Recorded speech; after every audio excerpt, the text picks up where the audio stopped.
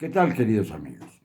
Mucho se ha hablado a partir de los incidentes bárbaros del miércoles 6 de enero pasado de lo que pueden servir las redes sociales para instigar actos que pongan en riesgo la seguridad de un Estado o que mancillen el Estado de Derecho.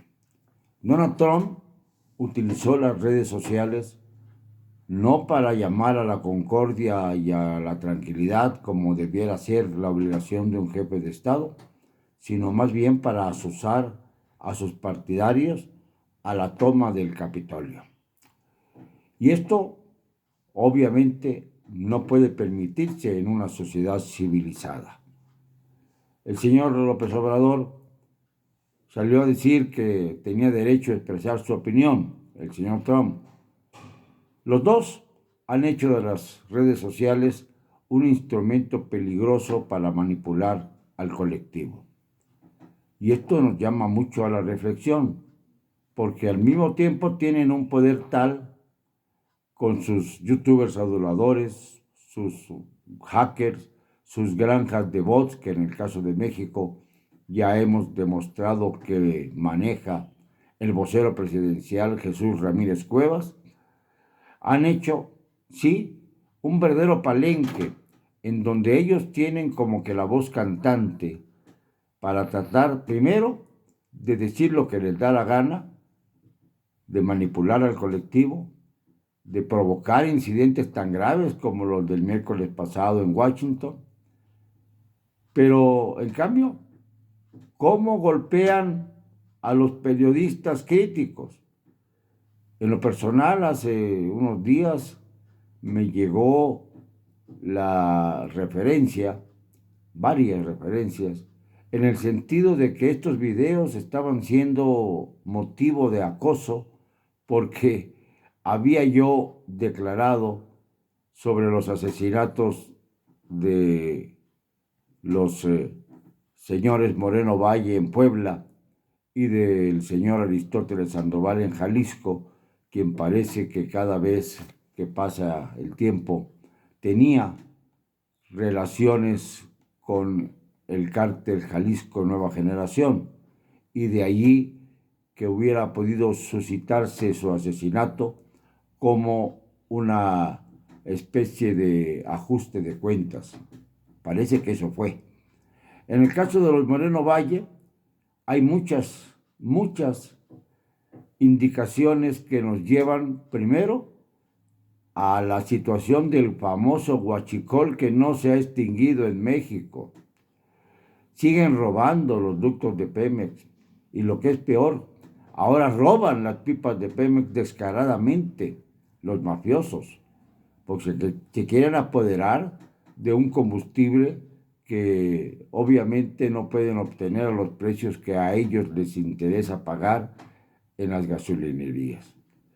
Y lamentablemente la mafia está poniendo sus condiciones, mientras en el caso de México, nuestro gobierno parece callar y darles cauce fácil y sencillo a los grandes sicarios del narcotráfico. Pues bien, el hecho es que los miembros del gobierno, los miembros del gabinete que manejan a todos estos personeros de la cibernética, deciden a qué periodista censuran y a cuál no. No censuran, por ejemplo, a los que los adulan, a los que aplauden. Censuran, en cambio, a quienes ejercemos la libertad de expresión para cuestionar y criticar los actos de gobierno, que para eso debiera servir el periodismo, para ser un contrapeso respecto al poder público, un contrapeso real, puesto que las oposiciones en México parecen muy calladitas, aunque ahora comienzan a reaccionar con sus famosas alianzas que no convencen a muchos, pero que son necesarias para frenar la posibilidad de que un partido vuelva a ser, como antaño, el partido en el gobierno con dominio pleno de todo el territorio nacional. Me refiero a Morena, como antes me refería, y con mucha dureza al PRI. Se los digo porque hay algunos que aducen que yo no actuaba con la misma fuerza durante los gobiernos anteriores. Y quiero decirles que actuaba yo con mayor fuerza, con mayor severidad, y hay pruebas contundentes de ello. El que no las conozcan algunos de esos que contratan a última hora para insultar, no quiere decir que los justifiquen o que sean ciertas las denuncias que ellos hacen. Yo nunca he tenido que ver con los gobiernos de derecha, nunca he tenido que ver con los gobiernos del PRI. Mi padre fue gobernador del PRI. En esa época defendía a mi padre, por supuesto, pero bien sabía que en mi alma rebelde no podría yo conservarme como priista, ni ser priista, ni nada por el estilo. Y cuestioné severamente al presidente Echeverría, cuando mi padre era todavía gobernador.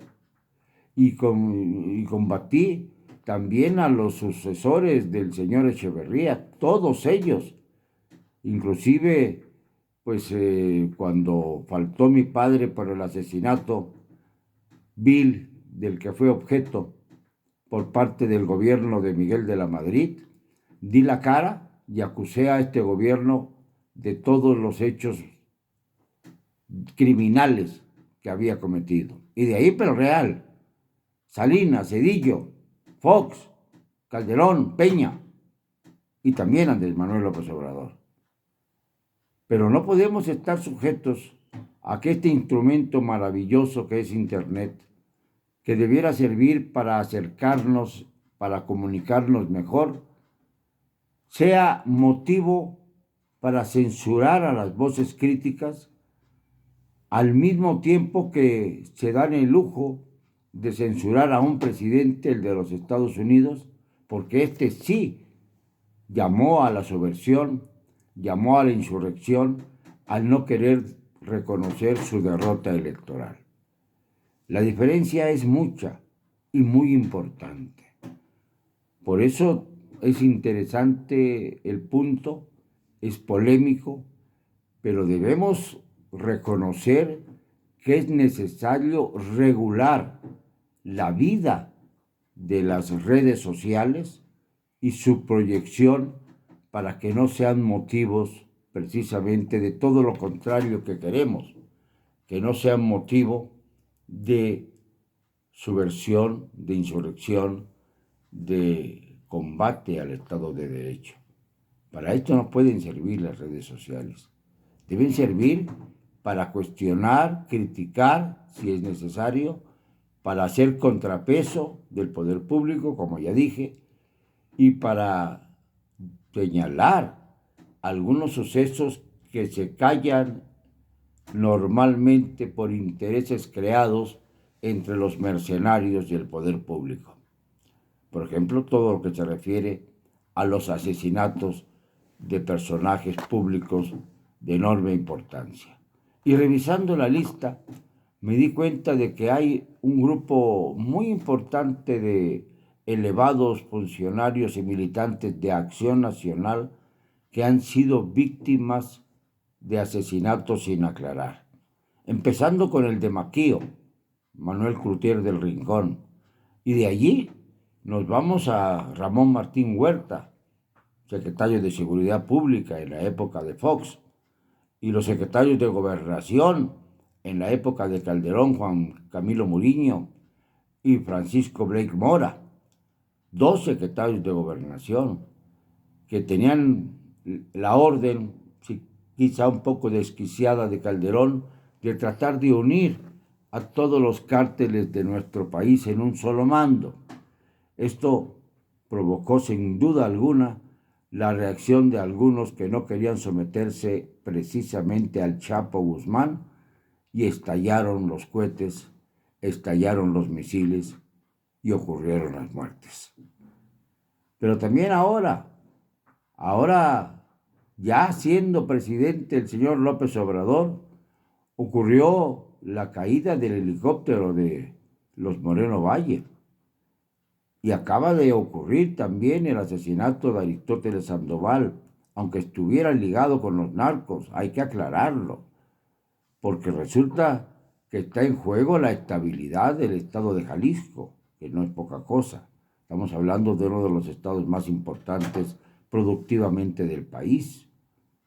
Y esto, aunque esté en manos de un opositor que no pertenece ni al PAN, ni al PRI, ni al PRD, sino al Movimiento Ciudadano, el señor Enrique Alfaro, es verdaderamente una bomba que le puede estallar en las manos.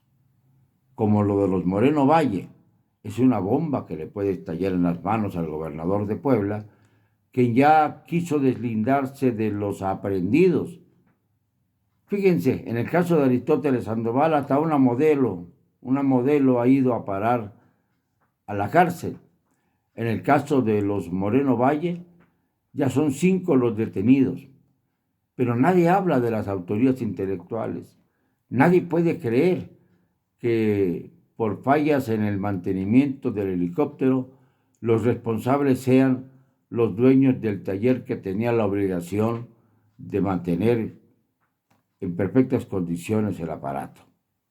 Esto huele muy mal. Hay un tufo, sí, siniestro, que emana la cuarta transformación. Y si esto es motivo para que se censure un comentario crítico a través de las redes sociales, entonces las redes sociales nos están retornando a la época de la peor censura y no están sirviendo para elevar la posibilidad de ejercer la libertad sin ninguna otra traba que la aprobación o la denostación por parte de quienes nos escuchan, que son muchos, por cierto, y eso lo agradezco. En fin, que no me van a callar, y lo digo hoy y siempre, con cero cobardía.